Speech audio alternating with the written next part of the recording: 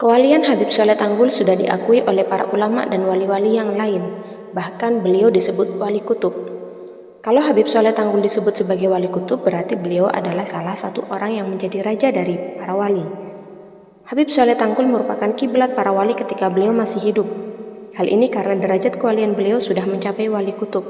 Kemudian, seperti apa asal-usul Habib Saleh Tanggul menjadi seorang wali, bahkan menjadi wali kutub?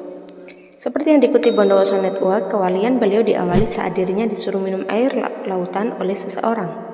Ketika Habib Saleh masih muda, beliau ada di Madinah. Pada saat itu beliau sudah menjadi wali. Di kota tersebut ada seseorang yang bertanya kepada beliau bagaimana ceritanya beliau bisa meminum air lautan yang menjadikannya seorang wali. Habib Saleh menceritakan bahwa pada saat itu dirinya berada di dalam kamar sendirian dalam keadaan sangat haus. Pada suatu hari aku ini dalam keadaan haus di dalam kamar, ucap Habib Saleh menceritakan.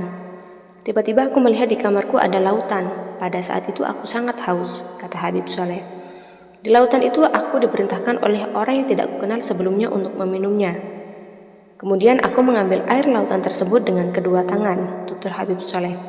Lantas Habib mendapatkan teguran dari orang tersebut. Dia berkata, bukan seperti itu wahai Saleh, tapi langsunglah kamu minum. Pada saat Habib Saleh meminum dan sudah tidak mampu karena saking banyaknya, beliau mengadu kepada orang yang tidak dikenal. Cukup, perut saya sudah tidak kuat, ucap Habib Saleh. Lantas orang yang tidak dikenal berkata kepada Habib Saleh, apakah kamu tahu siapa aku wahai Saleh? Aku tidak tahu, ucap Habib Saleh menjawabnya. Aku adalah kakekmu, Abu Bakar bin Salim Fahrul Wujud, kata orang tersebut yang ternyata kakek Habib Saleh sendiri. Ternyata air lautan yang telah diminum oleh beliau adalah air samudra kewalian dari kakeknya sendiri, yakni Syekh Abu Bakar bin Salim Fahrul Wujud.